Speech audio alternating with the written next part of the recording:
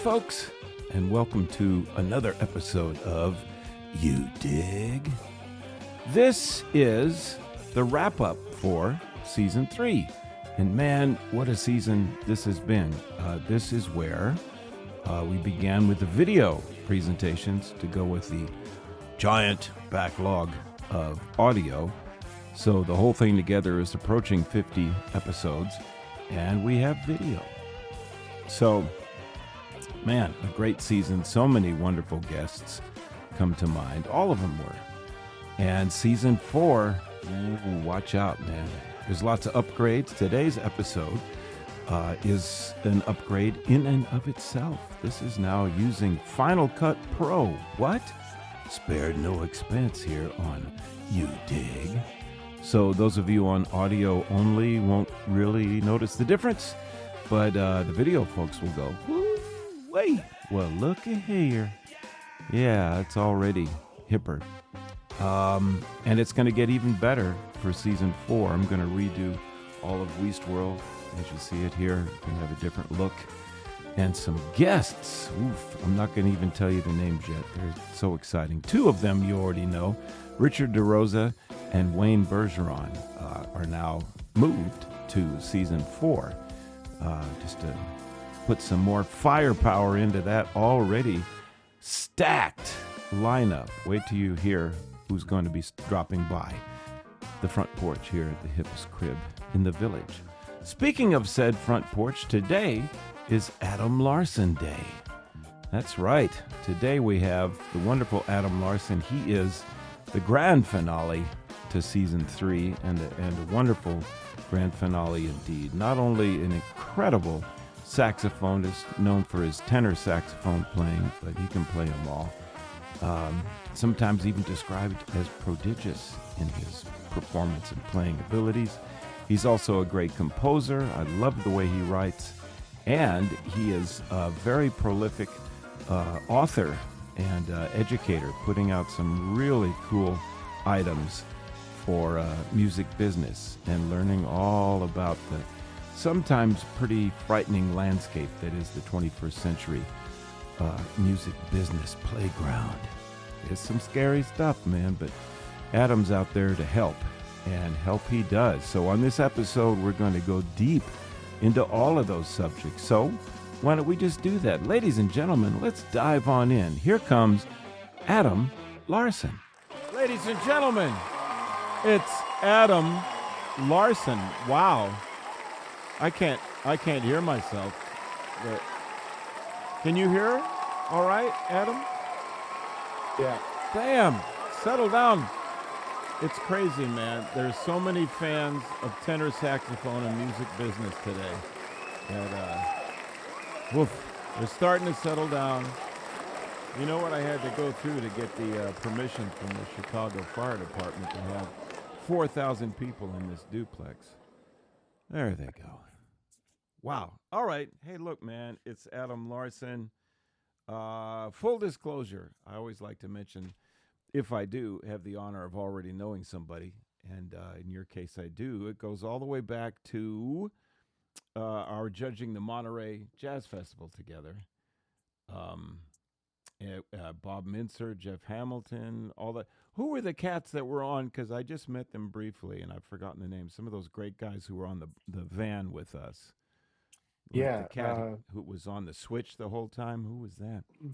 I can't remember who was on the switch, but I do remember that Tanya Darby was there and Lauren Yep. Sevion and Alexa Tarantino. Yep. I don't think, I know Michael Mayo was there performing, I think, but I can't recall if he was also a judge. Right. He was on the van because he was one of the switch cats. It was him I and see. the alto That's player right. who was, yeah. That's right. Unbelievably proficient virtuosos. I mean, like, only their fingers were moving, but they were talking about something else completely. Oh, with us. Patrick Bartley. That's who you're talking about. Yeah, Patrick. Yeah. And Of course. How could I it'd forget? be like, yeah. He's saying, the bridge on that one is really difficult, but hey, nice move. And he'd go back to the game and come. Also, from that, I'm going to embarrass you now a little bit, but the first thing, you were tired or something, being very typically reserved and quiet in the back seat, just being hip, just exuding hipness. And I thought, all right, this is the guy, this is the cat that I want to know. And somebody said, "Hey, man, how are the little ones?" And your kids were very young at that point, and I'll never forget, man. You said, "Yeah, those kids are kicking my ass, man." Yeah, and they I just thought continue that to, was but yes, yeah, that never changes. That never changes.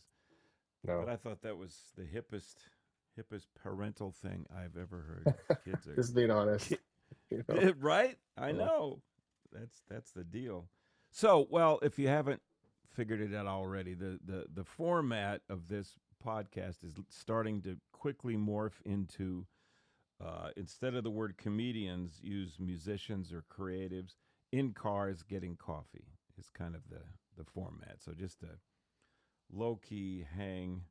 But I will say, so instead of doing the actor's studio, where it's like Adam Larson begins in, I'm not going to do that. But I will say with great irony that your childhood was not, wait, normal. Nicely Yeah. done. Thank you. Thank you. Nothing but the best dad jokes here. I can hear my kids rolling their eyes right now.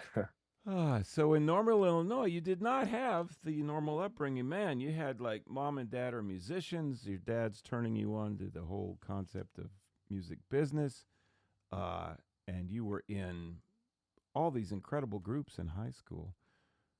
It was different, man. Was high school where you were in the Grammy band and Monterey and Betty Carter, or was that undergrad? Yeah. No, that was all high school, and it was towards the later part of my time in high school. I remember Man, auditioning for most of those programs, and I was freshman and sophomore and having zero luck. And then um, my senior year, I was very fortunate to make a lot of those all in the same year. So I think I missed close to 65 days of school my last year of high school, which, wow. had I not gone to the school that I went to and had the administration that I did, I probably would not have been able to participate in half those programs, which have, you know, I think it would have significantly reduced my opportunity to go to the school that I ended up going to.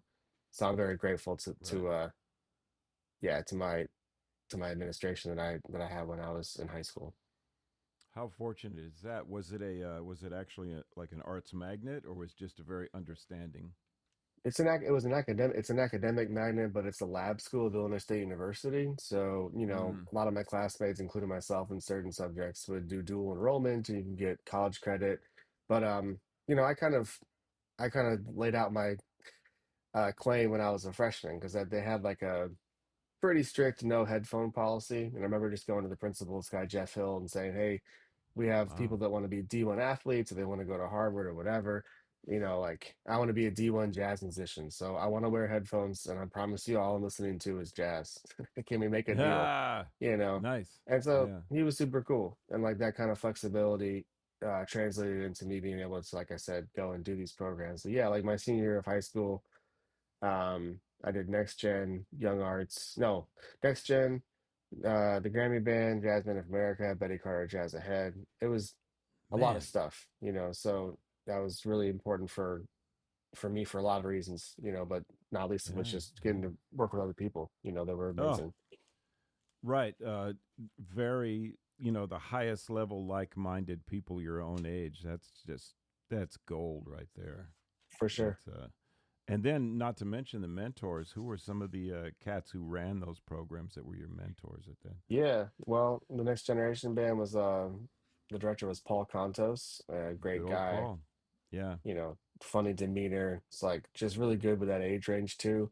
Yeah. Um, and Justin DeChocho was the director of um, the Grammy band when I was in it, which was Oh I man. can't I can't like understate or overstate or both, like how important it was to meet that guy at that time in my life because it was my last year of high school, and at the time, in addition to like all the great fun things you got to do as being the Grammy band, like the big thing to me was that you had automatic acceptance to all the big East Coast schools, which put you in their room with all Right. those people the same week to kind of plead your case about scholarship. And so like I knew I wanted to go to MSM from the time I knew it was the school, but I also knew the financial reality was such that if I didn't get an absolute full scholarship, there's just no way I was gonna be able to do it. So, Right. um, yeah, meeting Justin was amazing. And the Betty Carter thing, it's uh, a lot different than when I did it. But when I did it, and I almost wish I could go. I mean, I do wish, but in certain respects, I'm glad ignorance is bliss. But in other respects, I Mm. wish I knew a little bit more because of the time that I did the program.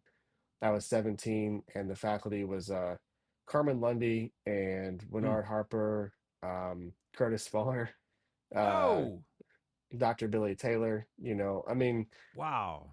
I kind of had an inkling of like who Curtis Fuller was, but I'm a saxophone player and a dumb one at that time too. So I'm like, I didn't realize in the moment, you know, and not least also like Dr. Billy Taylor, and we talk about the importance of music as a reflection of society. And I had no idea at the time, again, just ignorant and not knowing enough, but like his Right, right. importance in the civil rights movement and all that. I wish I would have been a little bit more educated in that regard. But those 2 weeks were transformative because it was myself, and I can't remember if Grace Kelly did it that year or not, but Oh, I think it was me and maybe Noah Kelman. In fact, I know it was Noah Kelman, brilliant young mm. piano player, because he taught me how to tie a Yeah. tie, and it's how I've tied my Ah, tie ever since. So, um, wow. but They us, it was say, like do you do a Windsor knot? No, I do a Noah knot, is what I know it. they That's call it. exactly right. Yeah, So it yeah, was like yeah. us kids, and then all these other people that were a little bit older than us, and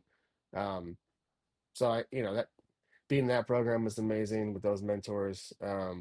And also the guest artists that came through for those programs. Like for the for the Grammy band, it was supposed to be Sonny Rollins was our guest artist, and I was like, holy crap, and then he Wow. didn't end up making it, but we got introduced by Bill Cosby, which is pretty interesting, now. Right now, but And yeah, back then it was back great. then, Yeah. yeah, but yeah, Eric Marienthal was a guest with the band, and in the Next Wow. Gen band, Terrence Blanchard and Woo. Christian McBride. So like, the Oh, exposure to some of the greatest, musicians. So in high school. I mean, and that's my yeah. mom used to have this picture that she cross stitched. She was into that, and it was the funniest expression. It was like phonetically a German accent, and it said, "We grow too soon old und too late smart." And I Hmm. thought, yeah, so that's man. I've got a long list of stuff of young and foolish that I wish I knew. Sure. Like Curtis. Here's somebody who said John to train. I mean, to him, he Right. was John. That's Right. like first time Slide Hampton did that to me. He's talking about, yeah, John called me up, and I had to think, who's John? Oh, It's amazing. damn! It Yeah. is. That's history. Well, that says a lot, man. That kind of upbringing. My goodness, just being around those cats. Uh, well, here's something fun I wanted to do. I wanted to come up with a bunch of like shtick and little things and ways that we can have fun and get as much into the Larsonian oeuvre as possible. It sounds like I'm reading this stuff, but as you know, that's really how I talk. So It is how you talk. it is. I can't help it. And Lord help us all if you get a text from me. You're the first. You're the first one that brought that up, and Deborah has never let me forget that. Oh, like Adam said about the full novels that you do in a text. It's true, Yeah. man. If I can Shout keep out it to under. Deborah. Yeah, baby. Yeah, she definitely says hello, man. She's looking forward to this one. That was such a great hang, by the way. Is how we all met was with the Yeah. my attempt to start a new rock band with horns called Vinyl Hampton, and one of the only gigs we did, Adam was on the gig, so that was man, that was fun. Um, anyway, here's something I want to do. With the magic here of sharing the screen. That's a boomer moment. Hey man, you can like share your screen. Have you ever tried that?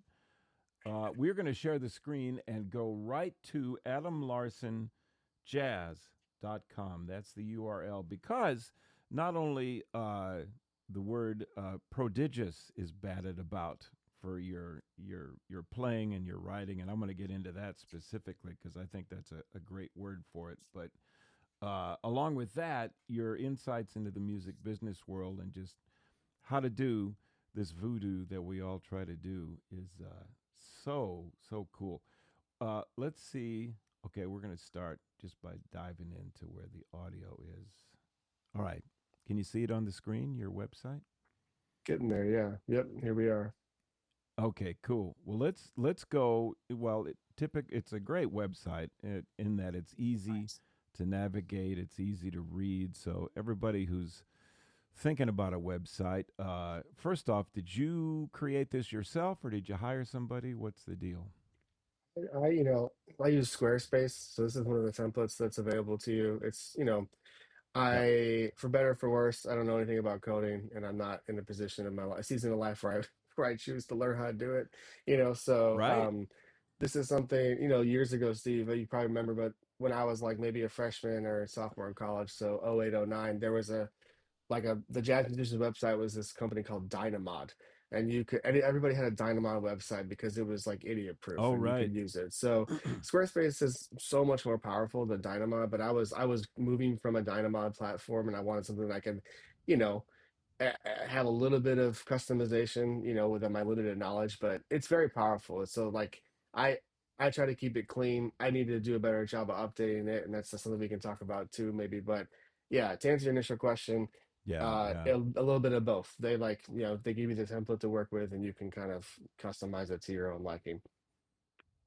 And they've got a customer service thing. If you need it, you can contact somebody, or nowadays, like my boy Chat GPT.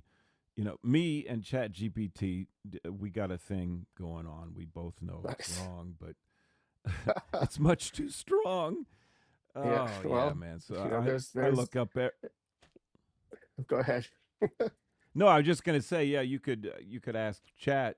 Say, hey, let's talk Squarespace, and instantly they scour the internet for all, as opposed to how we used to look up how-to videos and things. I think Sure. it can be used as a marvelous tool if done responsibly. But Yeah. so this is great, man. So and it's not that expensive. There's like a little like streaming or something fee. You can buy different packages or tiers of it. I pay for an Yeah, e-commerce tier, so that's what houses all the uh the store section of my website, which for me is, yeah, pretty important because that's how I do all my e-commerce. But if you wanted to just get into it, they have much less expensive plans. And if you're like a student looking to do it or a young professional doesn't have a bunch of bread or doesn't want to spend the bread yet, right. Wix.com or Weebly, and you can usually get like lower cost sites or maybe even no cost, if you use it like Wix dot, stevewees.com or Weebly dot whatever, it's usually Right. because it doesn't look as professional as just your URL or whatever. So yeah, Mm. I probably like $330 a year, for this website, which is not crazy expensive, Not man, not at all. And the all important URL that has to be instantly memorizable and easy to spell Sure. and all that. Your name happens to be very easy to spell. That's a blessing. I Yeah, can tell you that from Mr. Weist, Weast, Worst, West. Uh for that's sure. great. But then did you is this GoDaddy or how did you get your URL? I do Bluehost. So I Oh, that's who cool. does the URL. When I migrated from Dynamod over to here, changed hosting from, I believe, GoDaddy, which is I mean, this website URL, Adam Larson Jazz, has been the same for 26 years now. So, my That's dad great. bought it when I was 11, so I guess 25, but yeah, closer to Really? 26. Oh. Yeah. If I can, I'll send you some stills from the like original MS Paint version of the website. Oh, I'd It's love to they're see it, man. Yeah, they're pretty amazing. But yeah, I mean, I've had the same website address since I was 11, which is just adamlarsonjazz.com. Ah, well, another thing is, as soon as I first met Adam, I instantly dove into his savviness with music business and the whole thing nowadays in the 21st century of we creatives have to do so much on our own, until the happy day when we can afford to hire some experts to help a little bit. But Sure. man, yeah, doing it all yourself is fabulous, and it's a necessity now. And you are such a great example of doing that. Let's go grocery shopping here at the at Adam Larson Jazz. com. So that means we go to the store. And I love this down here. By the way, great man, your photo session for your pictures is fabulous. I mean, I'm Thanks. into art and graphics, and so I really appreciate. I mean, the everything, just the color tones. It's very hit, man. And then this Thank line: you. "Congrats, you've navigated to the page that feeds my children the quickest." See, Try yeah, to that try to pull you the people's heartstrings. boom. You have to, Yeah, man. yeah, That made my heart soar like a hawk right there, man. It's all right. We get down into here, and now we start talking about some very important things. One is this is coming up. Tell us about the music business boot camp. yeah. It's an idea that I've had, kind of rolled around my brain for a while. The summertime, maybe you can relate, Steve. Maybe I feel like most musicians can relate. Especially if you do educational stuff. High volume, what I Right, do is guest artists, residencies and that kind of stuff. It's all tethered to the September through May calendar. So the kind of the most brutal right. quarter can sometimes be the summer, particularly if you're not engaging in like corporate events or wedding stuff or festivals. And so like I'm in a season Yeah, of life where I don't do any wedding or corporate stuff, not because I turn my nose up at it, but it's because there's other things I'd like to try to do with my time. So like, you know, part of me doing this little music business boot camp is a way to do something that I feel is important, but also a way to spend my time that I think helps kind of put something on the board, so to speak, during this quarter of the year. And so, um, yeah, I feel like one thing that I'll keep saying until it's not necessarily true is like, relative to the people that I see throughout the year, which is primarily college age students, not that much older, but I'm not that, so it's there's some kind of perspective that I can offer that it's at least um, maybe closer to what their reality is. Now, having said that, there's a lot of things that right. I don't do because I've not had to grow up with certain parts of the business necessarily. But anyway, I'm doing this music business boot camp on July 17th from 1 to 3 um, Central Time online via Google Meet, as you can see there. And it's just a 2-hour Yep. workshop, to talk about a lot of things that I think, frankly, get overlooked. From doing all these master classes I've done in the past decade plus, I noticed that a lot of programs, uh, they are primarily concerned with trying to get their students to sound good. And if they sound good, then like that's good enough. And that's, I don't necessarily know if I even disagree with that. However, I do feel like there's kind of a lot of information that is lacking in terms of how to prepare these young students to have a artistically, and financially um Yep.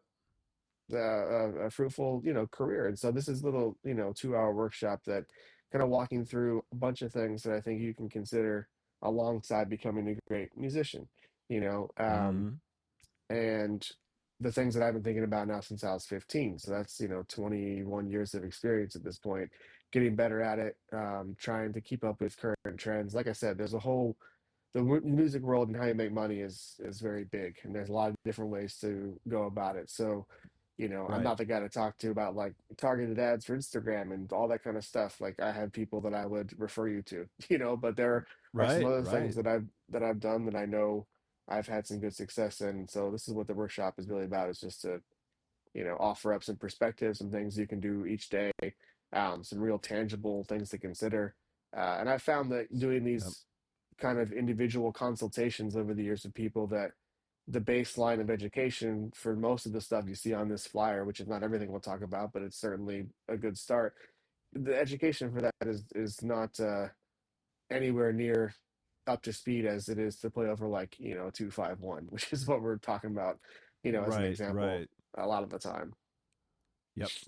No, no, this is I can't recommend it any more highly. And just I can't even think of the right words. I'm not being prodigious enough here. It's like I highly recommend that everybody who's listening to this, uh, I don't know, can they still do it? Can they still submit at this Totally. point? Yeah, yeah, yeah. Yeah. Anybody can register all the way up into the day of the thing. You can, Great. uh, yeah, we can include in the back end, there's a link to the Google Forms register, and you have a couple of different options for Yes. payment, So yeah, I'm happy to take anybody, and now it's, the fee is $150 now for 2 hours, which is, I think pretty Oh, reasonable given all that yeah. you're gonna, it's cool because you need a discussion with other people too. You can post questions, and if I know some people sometimes get a little bit uh, nervous or timid to Well, ask something, but it's a pretty open environment. right, right. Yeah, absolutely. And I think online seems to help that. I don't know what that is psychologically, It's a but little online bit I of a see buffer, people asking more questions than they do. It is, yeah. Yeah, It feels safer, can. yeah, But for those that are on audio, and there are some folks that aren't checking out the video, I'll just read this list. So this is a flyer for the boot camp, for the music business boot camp that Adam's putting together. How to book gigs, taxes for musicians. Holy cow! That's what we used your book for in my class at the University of Denver. That's huge. amazing. Develop Developing a teaching studio, retirement considerations, which we never think about, and I'm so glad I had somebody thinking about that for me, because now that's what I'm living on, is the Sure. retirement. Passive versus active income. Man, that's huge. I mean, that'd be enough right there. 1, 2, 5, and 10-year plans. So important. Credit from musicians, pricing yourself, gig marketing, writing a good pitch. Man, there's not a musician of any age that should not be at this thing. I mean, I'm not pandering just because you're here, but this is I the appreciate it. important stuff, man. Yeah. Well, I appreciate you doing this, and full disclosure, I plunked down my money too, man. I'm gonna be there and pick I up really as much appreciate as it. I can. Yeah, man, because this is the stuff, as they say, man. So everybody check it out. And as you mentioned in the back end, in the info section on the video, also the info section for the audio of this show will be a link to this page and also a link to the Google form. So cool. Well, let's. There's so much on this site. Let's go back to the store and take a look at some of the things. You walk the walk as well as talk the talk. Look at all this good stuff. Practical stuff for survival, as I mentioned. I actually used that in a class for musicians at the University of Denver. Wonderful book. Very, very easy to deal with and just puts it in easy to grasp terms. Somebody doing some grocery shopping here, along with that book, what would you say? Man, I'm going to get 3 books from the Adams store.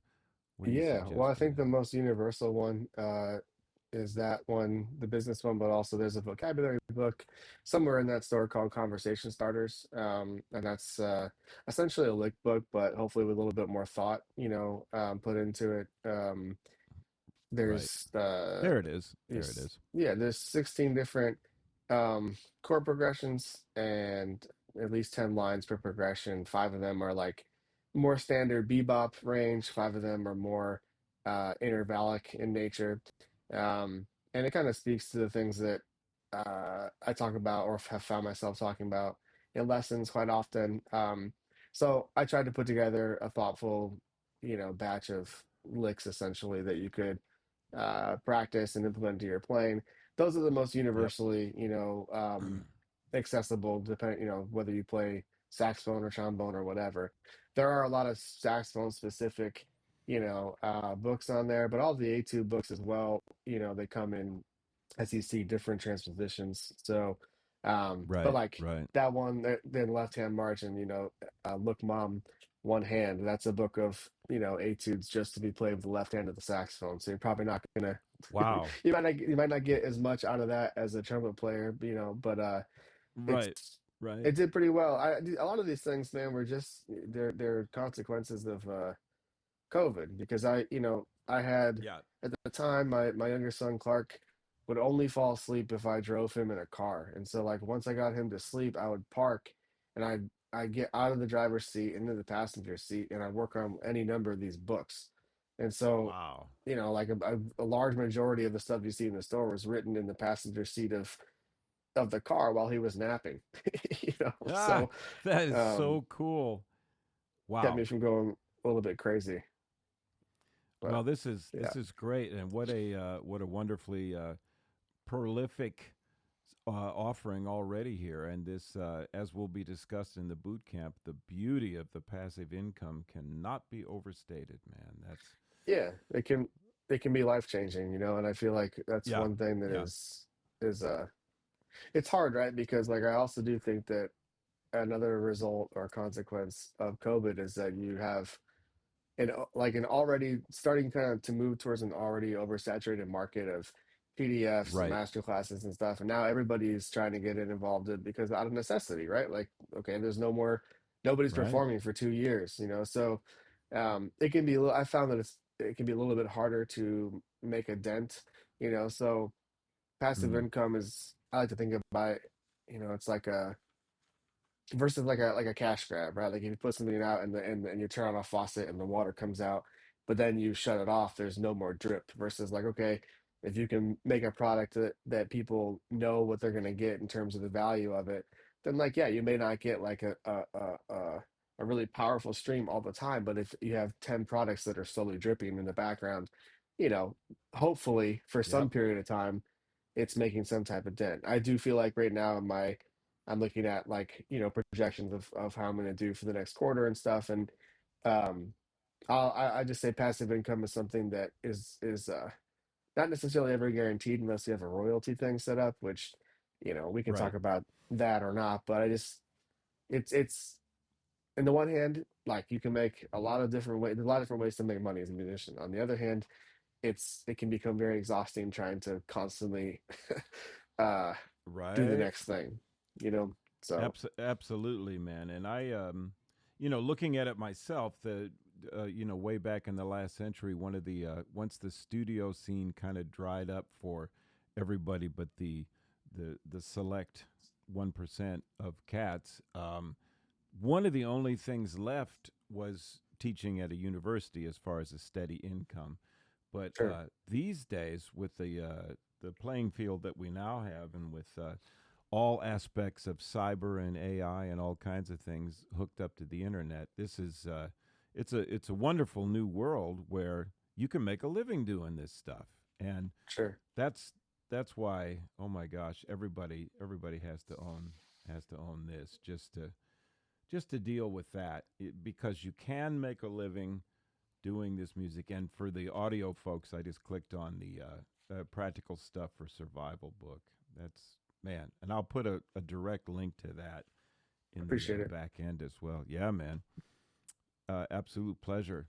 Well, there is another side, the most obvious side to Adam Larson, and that's his music. And the cool thing is, you can go to the discography, and I hope that these, when you click on here to purchase, does it go directly to you? I'll bet it does. Or does it go where? It might, the thing about this that is kind of funny, like I said, I gotta do a better job of updating stuff. I think most of this goes to streaming only because, Steve, I only Oh, have right. out of all those all of all those records that are there now, I think I have maybe 10 physical copies of anything left, which is, on the one Right. hand, okay, like, do I order more? On the other hand, I'm like, thank God it's been forever to getting these boxes out of my house. You know what I mean? So, Right. um, I hear you. I hear you. you know, I can look to the right here and see a couple of full boxes.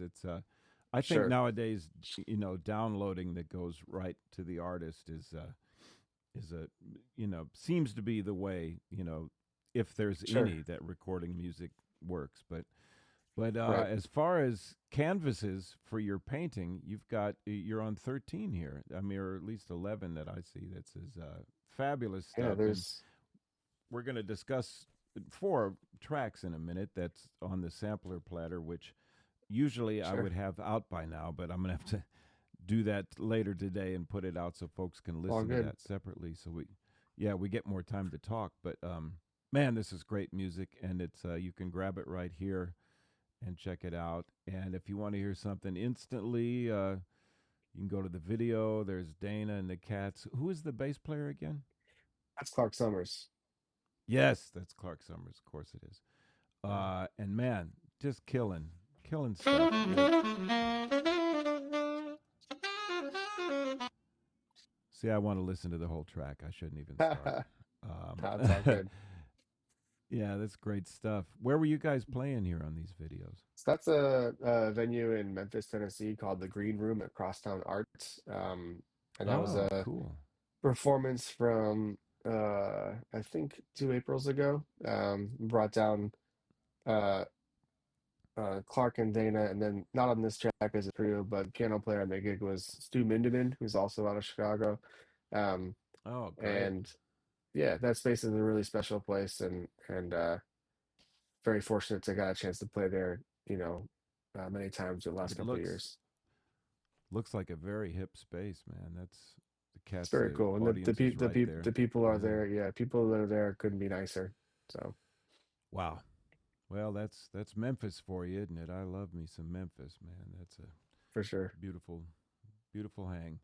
All right, so all this stuff is right there. Please go check out. I want to know more about Future Boop, because this ties right into another Adam Larson thing, and that is your talent for the hippest titles for anything and everything. All your titles are like they crack Ah, me up. They're man, so clever and hip and descriptive and programmatic. I love them. Uh, yeah. what the heck? Well, What's Future Boop, man? so this is a project that was strongly suggested by my girlfriend about 2 years ago. She's a wonderful orchestral flute player, and Oh man, she was asking me, well, she said, "Hey, there's this Mid-South Flute there she Festival, is. you know, uh, Uh huh. at the University of Memphis, in February. This was probably like, I don't know, October of the previous year. She's like, we should play on it. And I'm like, yeah, yeah, we should play on it. What does that mean? And she's like, you should write music.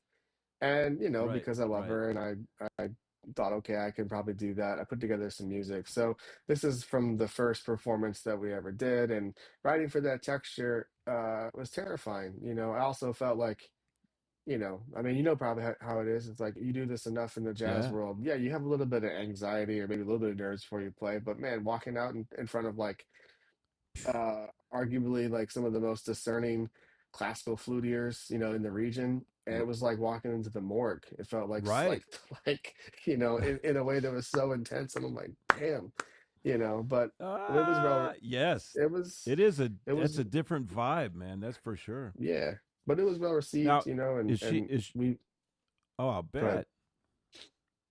No, I was going to say I'll bet it was well received and so is she an improviser as well? She wouldn't call herself one, but we played a gig at an Yeah, electronic music yeah. festival in Memphis a month and a half ago, and I played primarily synthesizer and keys, and she took more solos than I did. And Wow. like, I'm Ah, not saying that I can be unbiased because I've heard a lot of people solo, but like the way she was soloing over the stuff, I'm right. like, I don't have that kind of patience. You know what I mean? So it's like her decision making I think's pretty profound. So Oh not in man, the that's traditional great. sense, but she did play saxophone in undergraduate jazz band, and she's always loved jazz. So Oh, it's okay. cool. It's cool to hear her do her thing in that context. And one of my favorite sounds is a professional level virtuoso orchestral so-called symphony flautist, man. That's just such a beautiful sound. Yeah, it's amazing. I'm very lucky You know because when what? I write, you go ahead. Yeah, I man, that is incredibly lucky. Let's just for both audio and video, the video quality is not always the best here. So I'll put links on the back end, but just a Sure. touch. Oh, you've got a track. How cool. Yeah. So this part's written.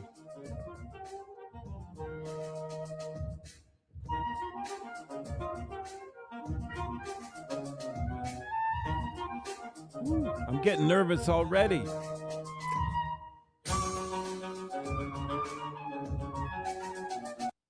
Oh man, I want to hear more of that. What a gorgeous sound she has.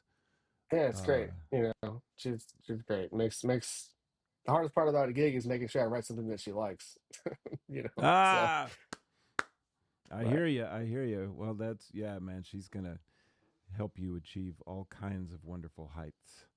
for sure. And that's very exciting stuff. And Future Boop, come on, man. That's like the hippest title ever for a band. I have a list. I think I showed you back in the day when we did that Vinyl Hampton thing, and now it's even more. I think I've got 3,000 band names from conversations. You know, you have a It's amazing. conversation, somebody will say something wacky. Oh, that's a band name or that's a chart title. Right, right. Future Boop, man, that would be on there. That would be on that list. All right, well, this is way too much fun, so that means that I should probably stop the share. That sounds vaguely political. I don't know what that is. Uh, let's dive right into a little bit of talk. I'd love to take your entire day, but they say that the perfect podcast amount of time is 60 minutes, so we'll Sure. try for that. Uh, but I want to jump into the sampler platter at least a little bit because specifically, everybody approaches the creative process in composing a little differently. And I love the way you write. It's the same as the way you play. It's so interesting. It reminds me of J.J. Johnson in that aspect, in that the improvisation and the writing sound the same to me when I listen to your stuff. Um, so your compositional process, Adam's going to sit down and write a couple of tunes for next project. What typically do you do? That's a good question. Mm. Some rules that I try to observe, although I break them, from time to time, is like if the saxophone melody sounds like saxophone gymnastics, I try to make the Mm. rhythm section part less involved. I don't always Ah, adhere to that rule. In fact, I think one of the things I sent you is probably goes in direct opposition of that. But I don't know. right. I try to when I do educational stuff, I try to demystify a little bit the anxiety that goes along with composing. Because at the end of the day, it's like, yeah, you're either going to get to the ability to see the relationship between these chords and how they work together, or you're not. But it shouldn't stop you from getting to the piano and finding, okay, give me three pitches. Don't overthink it. And then give me a chord Right. quality, major or minor, and then move those chords in some way. And I do that with students all the time. And then I say, you did all that. Like you're giving me the information. I'm filtering it. Like this is what composition in one respect can be. It's like, here's some ideas. Here's the way they move. And maybe you desire a different type of sound, which translates to chord quality because of the mood you're Mm. feeling. And so Ah. a lot of times, like I think I sent you, McWendell, Buckle Up, Yep. and maybe a couple other tunes. Yeah. So like, McWendell came out of practicing fourths and fifths, in the key of B major primarily. And I was like, oh, cool. If I put these two Wow. things together, like maybe there's a line. So a lot Yeah. of what I end up writing is usually comes out of practicing some kind of specific technical thing, or I will go to the piano and try to write the other way, which is like, okay, I'm informing my composing today, typically, or from groove, right? Right. Um, Right. and it doesn't have to be. I put it this way. And you can relate to this, and so can every musician probably listening or watching. It's like, okay, if you play somebody's music that's extremely technically taxing, and then you get to the blowing, and the blowing is also really hard, there's no payoff. It's just hard to be Right. hard. And it's like, that's a really difficult gig to play because it's like, okay, I can buy into playing a really hard melody if there's going to be a payoff in the blowing, but there's no payoff. Yeah. So I just say that to say, like, my tunes are not a cakewalk, but they're not written to intentionally try to trip anybody up. And I think Right. there's a Right. fine balance with that because I went to MSM and some of my classmates wrote really technically hard songs to play, but they weren't very enjoyable. And then I had some other friends who wrote songs that were technically very not hard to play and they were super enjoyable. So like, Right. trying to find Yeah. a happy Yeah. medium sometime is a little more difficult than you'd like it to be, but that's just kind of Yeah. where we're at. Man. Well, a lot of things come across. One is I think I notice the payoff in the changes quite often. Would almost be described as kind of a hybrid modal where there's a colors that you get to play for big chunks of time, Sure. which is lovely. All of your tunes sound like they'd be a joy to play over. On Mick Wendell specifically, man, I from Selective Amnesia, that's the recording, right? Hmm. I really love the interplay of the two lines. So you first start off playing what becomes the rhythm section line, I think, and Correct. then you add something on top of that while they play. It is so hip. I love the interplay of that. It reminds me what Ryan Truesdell told me once, the great advocate for Gil Evans music, and he's done so great with so many things in the modern big band world. But he said that he heard Gil Evans, or read that he said that Gil said harmony is the point where two lines intersect. And I thought, oh my gosh, that's beyond something I would ever even consider, because I'm thinking this chord is hip and that chord is hip. But man, Sure. linear, and to me, you're the absolute reigning emperor of linear writing, man. I love your lines. It's just, Well, yeah. thanks, And on man. this Glad you dig one, it. yeah, man, McWendell, beautiful lines. I mean, there was stuff reminiscent maybe of like wide angles, some Breckerish Definitely. kind of, Yeah. I mean, yeah, Michael Brecker is my true north. I listen, like, yeah. I know you had Randy on recently. I've never got a chance to spend any time with him, but I would like to someday. If nothing else, just I'm sure and maybe that'd be a whatever. What I'm trying to say is Michael Brecker is one of the reasons I'm sitting in front of you. So to be All around right. Yeah. anybody who knew him in any respect would be really amazing. And yeah, I mean that record, Wide Angles, weirdly enough, like that came to me later in life. I feel like deep into Ah, college, I was just still trying to make it through all the quartet stuff, or Quinn stuff. And I think Pilgrimage came right. out when I was a freshman in college, or something close to that. Wow. And so, Yeah. but yeah, I mean, hearing Michael Brecker on Night Flight when I was 12, going to a basketball game is the reason why I play saxophone.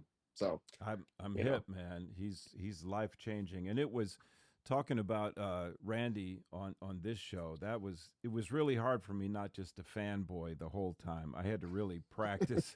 Let me sure. just, he's a human being. So Deborah's great at that. I'll mention somebody to her, like I'll be talking about Greg Bizinet, and I'll say, yeah, and he was telling me what Ringo said the other day. She goes, It's so? crazy. I mean, it's like, big deal. I was like, yeah, it is a big deal. I can't stand it, man. Right. But Randy's a great hang, man. You would love hanging with him. He's so humble and Sure, I straight would. ahead. That reminds me of back in the day, Maynard's band. We were playing in like the backwoods of Japan at a Newport festival in a place called Monterey, and that's when some of the great quartets were being put together, and this one was Freddie Hubbard, Eddie Gomez, McCoy Tyner, and Al Foster. Good And Lord.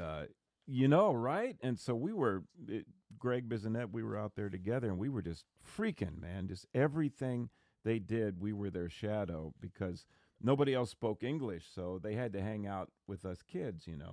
So we were, man, poor McCoy. I felt so bad. We were like, and what would Train wear when he'd go to bed? What did he have for breakfast? We're just like, we're all So over the good. train. Yeah, man. And so I said at one point, I go, man, I'm so sorry that we're bugging you about Train. And I'll never forget, he said, no, no, no, no, please continue. I'm just thrilled that somebody remembers our music. And I thought, Oh, that's wow. that's pretty deep. Yeah, I know, right? That was crazy. So Randy is that way. When you get a chance to hang with him, I'm sure he'd love to talk about Michael and all of that.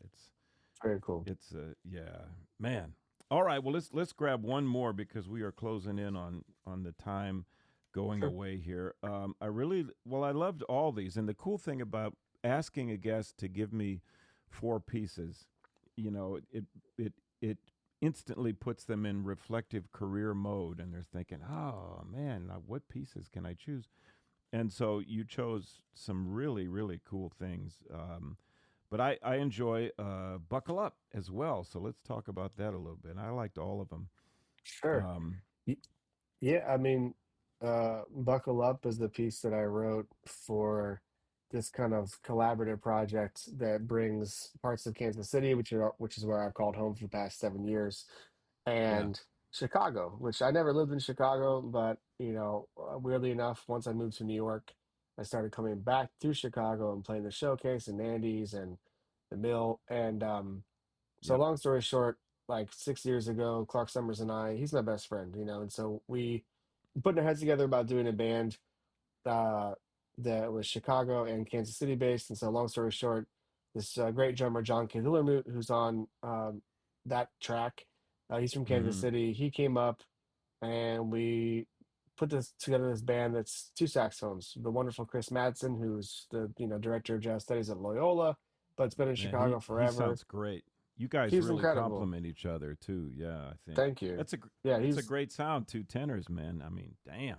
thanks. Yeah, and it's cool because we are very close friends outside of the music, which I think is helpful. A lot of Yeah, times you do a two saxophone thing and it can sound okay, but I feel like Chris and I are never trying to one up each other. We're just trying to make music, which is cool.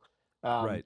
but the title and the way the tune is supposed to sound is to be reflective of a little song and dance I do with my boys most mornings to get them to go to school. I'd be like, buckle up, and they'd just be talking or arguing in the Yeah, car. yeah. And it moved from like, being patient into like just we gotta go, So Right, right. Buckle it's a up. song I wrote. Yeah, it's a song I wrote for them. And the song goes through a couple different feels and moods, and there's a certain intensity to the tempo. And the way that John plays drums on the track, especially from the opening vamp I'll Mm, never forget, and I won't name them because it is not about that. But there was a great drummer that I played in New York, and I took this piece to be played at Smalls, and he was just like, I can't do the same vibe as the drummer on the recording. It's like wow. it's using like, and he was being earnest. He wasn't being flippant or dismissive. He's like, it's got this world music thing in it that like I'm gonna play something similar to it, but not. And I'm like,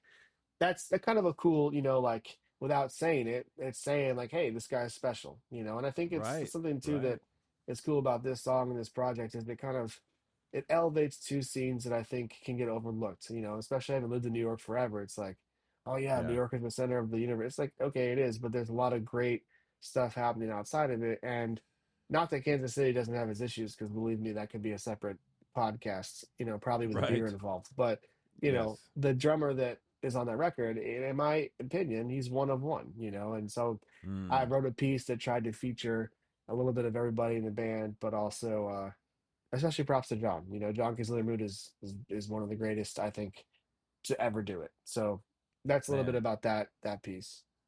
I will include a link to his info too, so folks can go Yeah, check him out.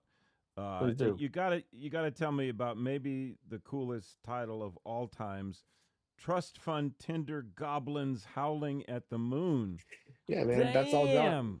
That's all John. There's a club in Kansas City that does music, 7 days a week until 2:30 in the morning. And Steve, Yeah. nothing really positive ever happens at past midnight. And so you play these gigs, and I had to stop playing them because if I play till 2:30, and I got to be on dad duty at 5:30, it's like I just kill myself. Oh, So, yeah, that's tough, anyway, John's man. played hundreds of these gigs, and essentially, once the clock strikes midnight, the only people that come to this establishment are like finance bros on Tinder dates. And so, like, we were sitting there thinking Ah. about like, okay, what should we call this record? And John's contribution to the record was a song called "Trust Fund Tinder Goblins Howling at the Moon," and I was like, that's why are we even asking? That's what the name of the record's going to be called. It has to be. you know That demands so it. And you yeah, you could even divide it up. Just trust fund Tinder goblins is like what? You could just say totally. Tinder goblins. There's all aspects of this. Is Howling at the He's Moon could be a record. It's a Yeah, he's a prolific, like he'd be a good guy to have in the podcast because he's just his brain and the way his imagination works. If you and him got in a room together and wrote a book, it'd be the funniest shit I think people would ever hear. So oh, um it has to happen. It has to happen, man. It's he's prolific in his storytelling. So like normal brains are not going to come up with Trust Fund Tinder Goblins Howling at the Moon as a title. But when he said that, I was like, that's like all in favor. So that was it. that's But unanimous. How could you not vote for that, man? That's like, and I live for a good title, and that one's my favorite for sure. So I right love on. him already. He had me at Tinder Goblins. I tell you what, Nice. man, that's killing. All right, well, so on the sampler platter, everybody check out every tune, and then I really harp on this, and you're a great advocate for this as well. Don't just listen to the tunes. I mean, listen, enjoy them, dig them, but go out and buy them. Search them down. Find the For sure. place where the money's going to go to the cats because it is nice to eat. and It can Adam be, yeah, has mouths to feed besides his own. So for sure. got to take care of, man. Just one. If everybody on the planet did one download for less than $1, come on now. Wow. It's yeah. You're So rolling in please, it. I tell you what, it'd be great. All right, so now we're going to experiment with man, this is going to be crazy. Can I pull this off? I think I can. All right.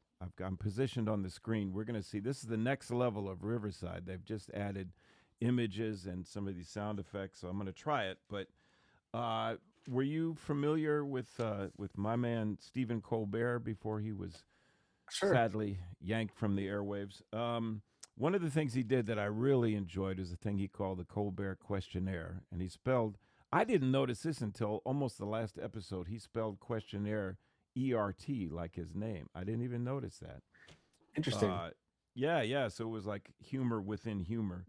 Right. So anyway, I've come up with one that does the same thing. He had 15 questions that plumbs the depths of the soul of the guest to really get to know somebody, not just interview, Right but really on. get to know them. So I figured, yeah, let me get one of those too. So the show's called You Dig, and so this episode, this portion is called the Dig You Inquisition, and it's Nice. 7 questions, 7 cues to heaven, and we are now going to find out a lot about Adam. But first, here, let me get the on the screen here. Let's see if it works. Can you see it? Is the picture on the screen? It is. It. Oh, beautiful! I didn't even have to share the screen. There it is. The Dig You Inquisition, and I'm looking very pensive there with my John Lennon shades.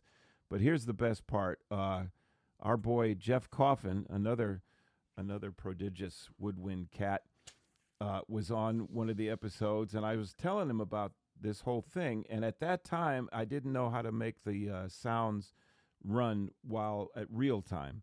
So I said, you have to imagine this fanfare that I put together with MIDI. And he goes, oh, I got a trumpet right here. I'll do it.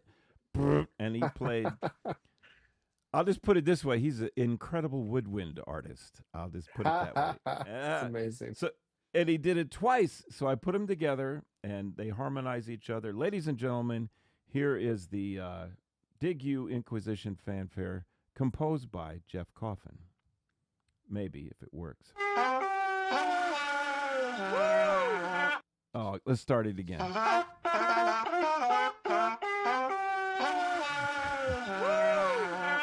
So that's what I'm talking about.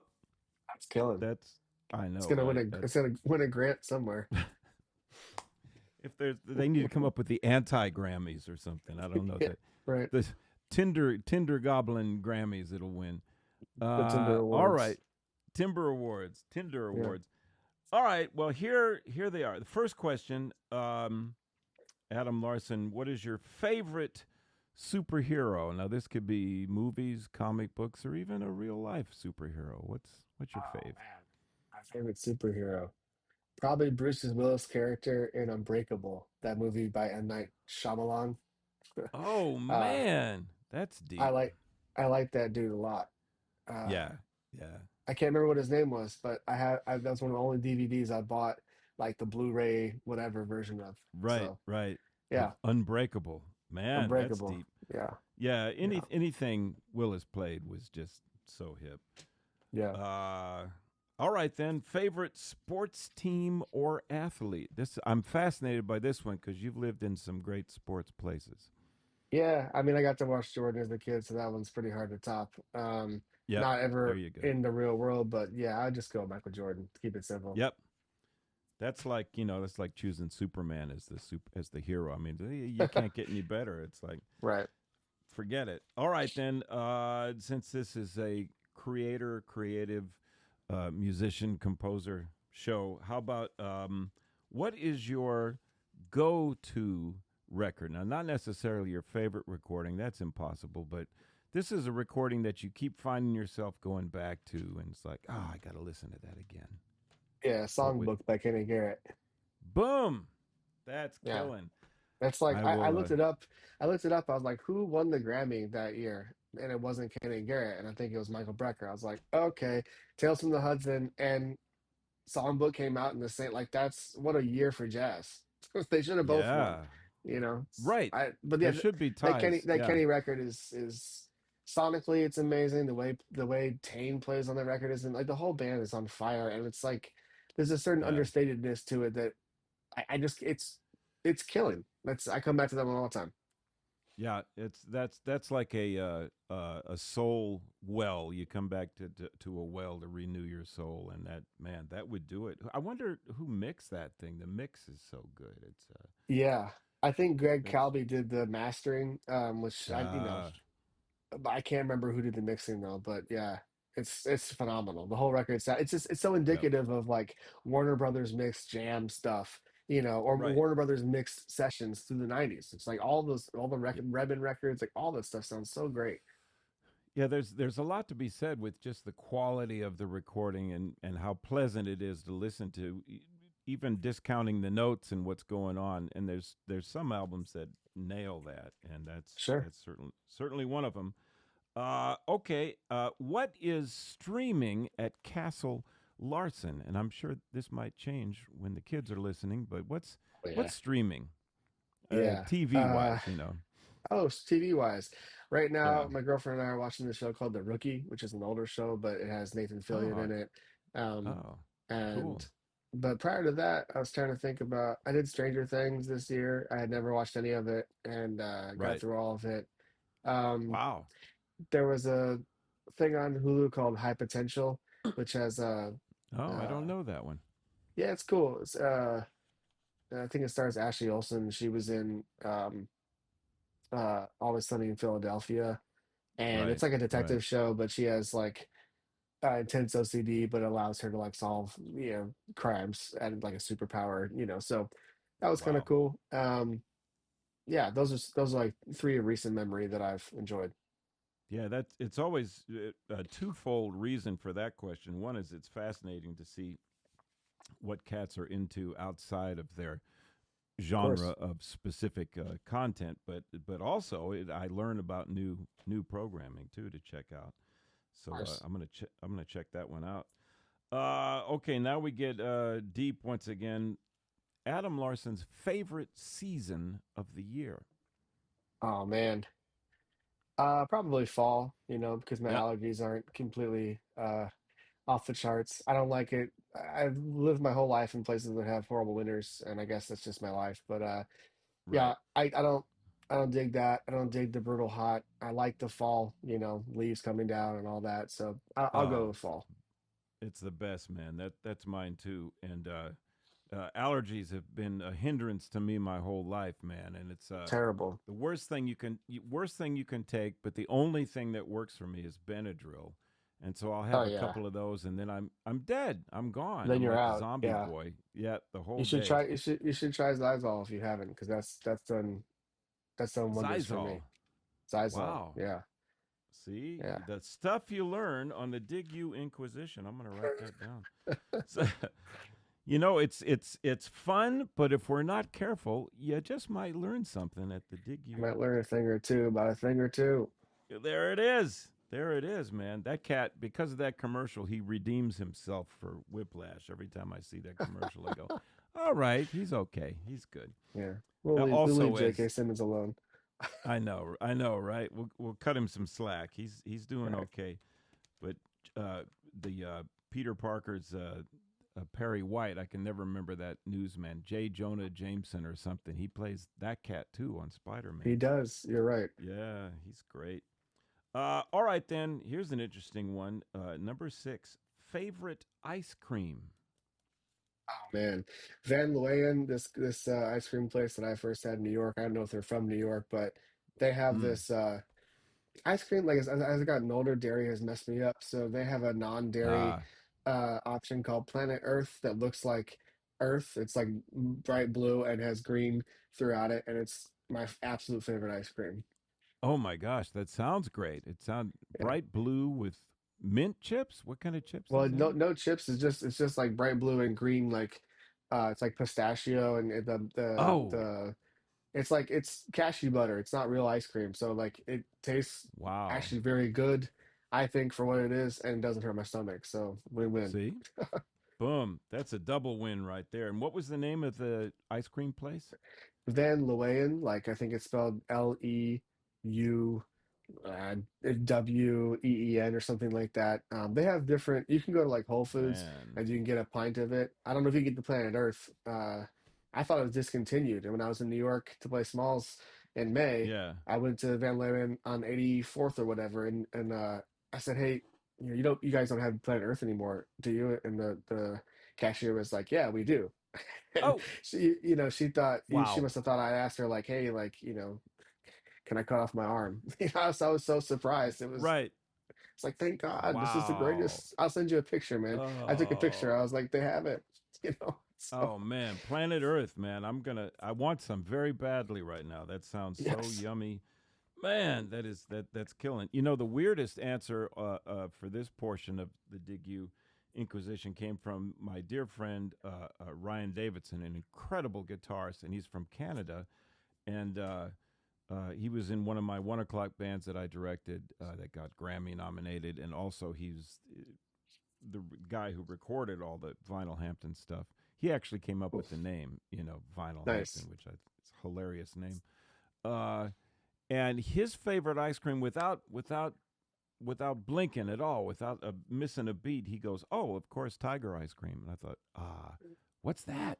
And Yeah, what it's a is that? Canadian ice cream. Are you hip to it? I've No. never tasted it, but I've seen pictures of it now. It's you got to be sitting down when you hear this. This is like the Vegemite of ice cream. It's orange ice cream with black licorice ripples through it. So Uh, Hard I pass don't for know. me. Yeah, yeah. I don't think I could hang with that. It's gonna be a no from me, dog. But Adam is not amused with the tiger ice cream. No, I'm kind of there with you, man. It's separate, maybe. I don't know. Together. Oy. All right. Well, the final question on the Dig You Inquisition is the easiest of all. Adam Larson, what is the meaning of life? Yeah, I knew it was gonna be something like that. It couldn't be easy. I don't No. know, man. To have free time on a Tuesday, to not have to be Oh, not to have to be beholden to anybody's schedule. That seems to be the meaning free of it. free time on a Tuesday. That might be the hippest answer yet by anybody. Free time on a Tuesday. There you Woo! go. Folks, that's all So that's all you need to know right there. Forget all the testimonials and prodigious stuff about Adam Larson. Free time on a Tuesday. That's what we're talking about. there you go. Damn. That's great, man. Well, I really hate to because this is way too much fun, but I guess we got to stop.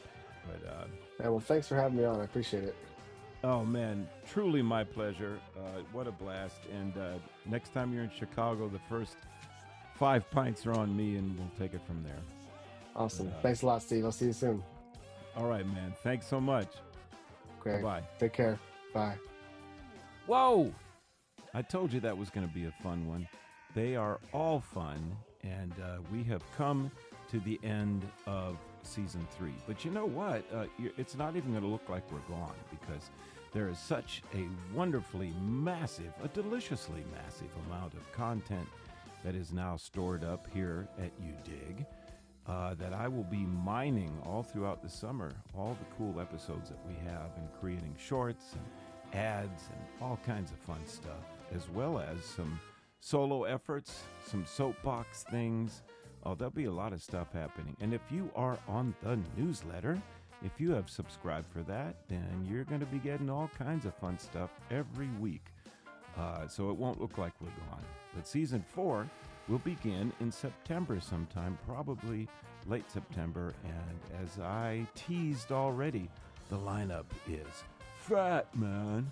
It's stacked. It's wow. There's some fun people coming up that we are going to get to hang with. So hang we shall. Thanks for checking out Adam Larson. Man, go buy all his stuff. I hope you go to his music business boot camp. If you haven't signed up for that, please do so right away. And how can you help this wonderful podcast, this show? Well, you can by liking and subscribing. Just like the videos, subscribe to the YouTube channel, subscribe to the newsletter, and all that does is just put you in touch with the mothership. That's right, you'll get everything that's happening here and behind the scenes. You'll be up to date and on top of things. So I hope you subscribe. And this pleases the algorithm, if you know what I mean. The algorithm is all possible. It is all powerful. It is everything is possible only under the express guarantees of the algorithm. So we need to treat the algorithm right. And by subscribing and liking, it does just that. So we will see you officially in season 4 and between now and then with all kinds of flubdubbery that's going to be showing up all the rest of the summer. So until then, we'll see you next on You Dig.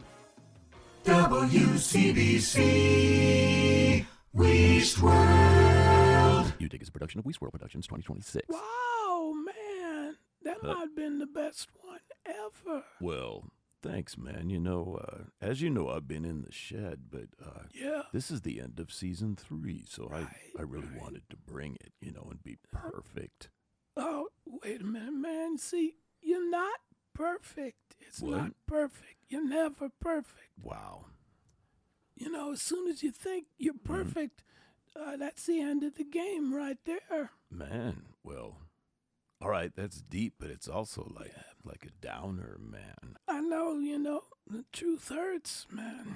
Wow. Well, you know, we usually end with something funny here. You know, beyond the credits is supposed to be lighthearted and funny. Yeah, well, I think it's kind of funny that we've never been serious. Ooh, yeah, point well taken, man. Yeah, well, I'm seriously hungry and thirsty, so let's go to the Piccadilly pub that's right down the street and get some Guinness and one of them giant pretzels with all that cheese up Oh. on it. You know what I'm saying? Oh, Lord. Yeah, don't try to talk like that, man. You're gonna ruin everything.